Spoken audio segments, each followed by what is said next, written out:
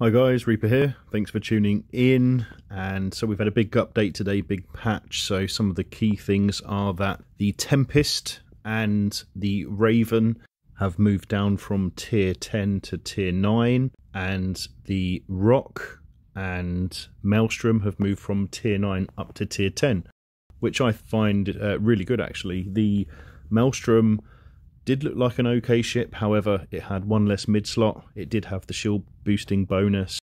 The Tempest has the same low slots but an extra mid slot. It has a better bonus to damage, so I think this ship could be quite versatile. Having a look at the Tempest then, we're going to discuss and go through all the things it can do. As you can see here, there's a skin available. It's called Grey Smoke or some such, and yet it makes the ship green, so not sure if I'll go with this one. Probably stick to the standard.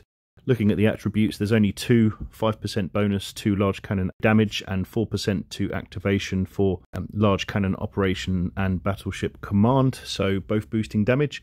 Bit like a Machariel, but without the warp speed bonus and the fall off bonus and the tracking bonus. Interesting ship, looking forward to seeing what this can do. So you can see there, headline figure, DPS, 2,112 cold. We've got 95,000 EHP, 28,800 shield, 25,900 armor, and 23,000 structure. So this is quite a nice ship and can put out a pretty decent tank. For this auto fit, I'm cap stable, as you can see here.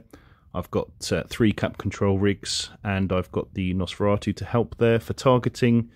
My scan resolution is quite low at 159 mm. And my sig radius is very high at 289 meters. My warp time is 11 seconds, and my base navigation speed's 197. So again, around the 550 meters a second mark with the afterburner running. We've got a C-type autocannon here with 31 kilometer fall off and 7 kilometer optimal range. So you'll be able to hit out effectively to around 40, 45, maybe even 50 kilometers to get some of the faster ships. We've got the triple tackle here, web, scram, and target painter. We've also got the large Nosferatu, which is quite handy to keep our cap going. Again, the 4 mid slots makes all of the difference here. All of the modules you can see here I've got that are currently available on the market. We've got the Mark 9 Ogres, which we should get on the market fairly soon once we all get to tech level 9. In the low slots, I've got a C-type blue shield booster. I've got a reactive shield hardener. So we've got the triple tank here, the 2 adaptives and the reactive. And as you can see there, we've got the 2 blue adaptive invulnerability fields. We've got a tracking computer. Again, this is like the Machariel, but it's missing that tracking bonus. So I'm trying to replicate what I can do in my Mach at a fraction of a cost. So rather than, and look, the damage is fantastic as it is. Of course, my skills are all rank 5 because this is the Fulmination server. And of course, as a caveat, anything you see in the Fulmination server could be subject to change and not a like-for-like representation. However, we've just had the big patch come out today on both the test server and on the live server, so it will give you a pretty good idea. And then in the rig slots, we've got a collision accelerator for the damage, one of those, and we've got 2 of the cannon burst aerators for the activation time adjustment. Again, these are optimal for your maximum DPS, and in the engineering rigs I've got 3 cap control circuits which are giving me the best result for my cap stability, which for this build, as we can see, we're cap stable, which is exactly what you want if you're brawling. So if we move on and take a look at a different fitting, this is the sniper fit for the Tempest using the strike cannons. I've replaced a few modules and kept many the same. So in the high slots you can see we've got the C-type strike cannons with a 60 kilometer optimal range and a 58 kilometer fall off. So really you could sit back at 80 kilometers and be hitting really effectively. Of course, you could be sitting back as far as 150 kilometers and still be doing damage. Obviously, with fall off, the further you go, the less damage you do. So some of the modules I've changed on this ship, I've got 3 target painters now. I've put in 2 gyros, both C-types, and I've got 2 of the tracking computers.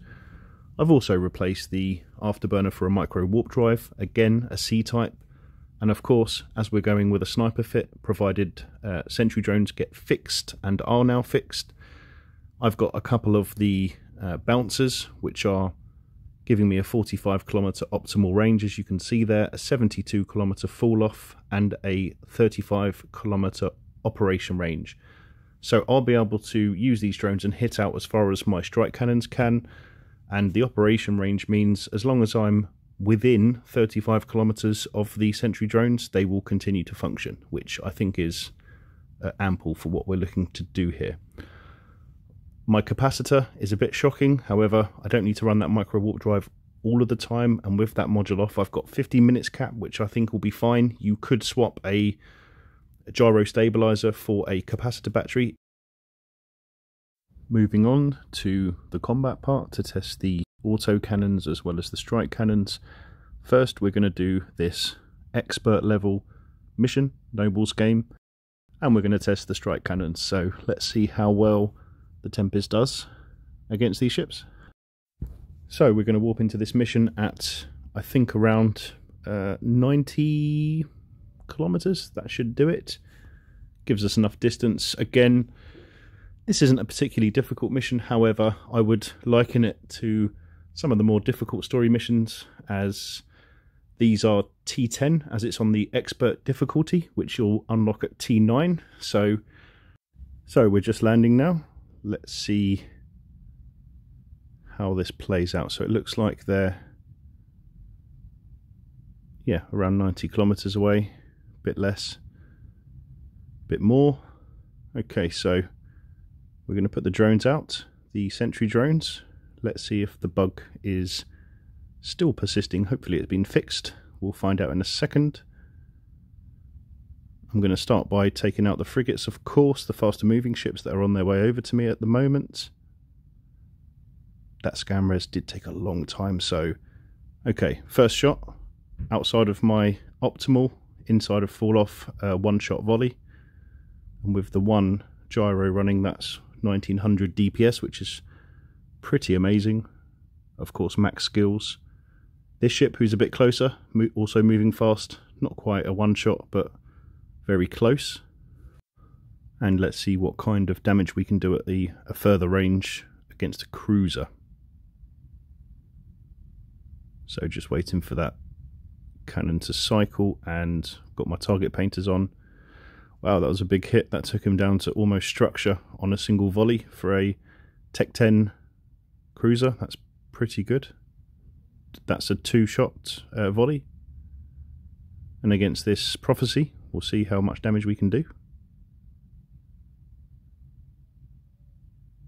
Yeah, 10,000 damage. Shield down in one, so that's 3 to 4 volleys to get a battle cruiser down, Tech 10, which is really quite efficient. Of course, again, max skills. So yeah, that looks pretty good.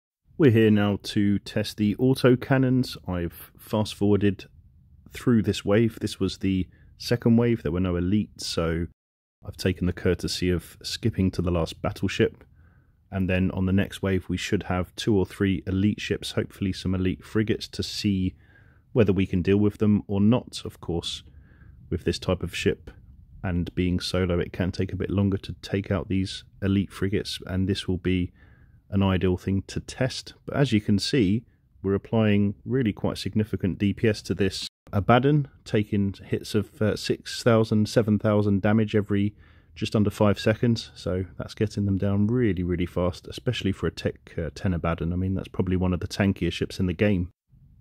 Okay, so this Abaddon's about to go down, and there he goes. Big fireworks, and we now have the final wave spawning. So for any of you wondering what it will be like when you get to Tech 10 and you're doing the rare news missions, the regular encounter missions, here it is.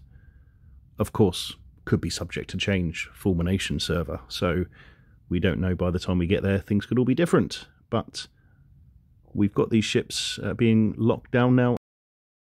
I've got a frigate here, so what I'm going to do is lock them up and get the full tackle on, and then I'm going to check his direction, which direction he's moving in as a ship.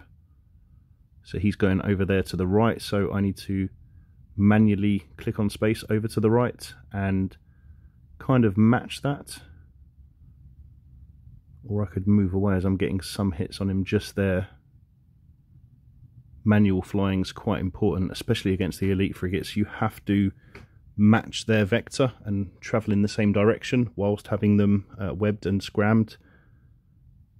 Yeah, here we've got a destroyer, Coercer. He was moving pretty fast, but I've got him under full tackle now. Not really having to manual fly too much at the moment, but I think because I'm not tracking this guy very well at all, I'm going to need to move in his direction. Let's see if this makes a difference. Yeah, getting some hits on him now. Yeah, 2,000 damage just there. He's barely moving, I'm barely moving. Okay, so he's down. And then we've got this elite executioner. Now he's going to be a bugger to hit, so we're going to simply have to do some manual flying to get this frigate damaged. So I've got his vector, he's travelling that way, so I need to travel that way. Yep, and what you see when you do that and you use that tactic, you apply the DPS. I've become fairly proficient at doing this in my Machariel solo. He's changed, well, I've got him down, that's pretty good. And then we've got this other elite Abaddon, who's doing quite a lot of damage to me. This is an elite battleship, Tech 10, so similar to what you'd find on Friends by Blood. I've got the triple tank here, so I've got a Omni resistance across the board, so my EM and thermal is going to be pretty high. And as you can see, my shield's holding pretty steady at around 80%, 85%. And I'm applying some damage now to this elite battleship, and he's taking tremendous hits in no time at all. His shield is down. I'm getting closer and closer. My approach is set to 6 kilometers. My optimal is 7. So we want to keep just inside the optimal. We don't want to approach to 0, as that will negatively affect our tracking. And this battleship is going down very rapidly. Hits for 11,000 damage, which 8,000 there. You can see massive chunks of the armor disappearing before your eyes, almost as if we were shooting a Tech 9 regular battleship. That just goes to show how crazy the DPS of the ship really is. So yeah, I can manage this mission just fine, guys. I think we've given it a good test. We've looked at the Tempest, both of its available fittings for brawling and sniping. We've been out on the field and tested the pair. My verdict is that I think I prefer the ship perhaps even more than the Typhoon, although that's a pretty tough one. This is certainly a more cost-effective way to fly something very similar to a Machariel. And having, if I do get this ship, it means I'll be able to perhaps travel around low sec without having to worry too much about, you know, trainer gate camps or anything else like that. It would be nice if the sentry drones could be fixed. At the moment, if the ship, the NPC ship, is outside of your drone's control range of 35 kilometers, it won't shoot, when in fact my ship as a player needs to be within 35 kilometers of the drones, and then it should be using the optimal and fall off. So very much hope that gets fixed soon. All I have left to say is thanks very much for watching, and if you enjoy my content, I would very much appreciate it if you could like this video and subscribe. If you have any comments, please hit me up below, and I'm always happy to reply, and it gives me some ideas for future content. Take care, guys.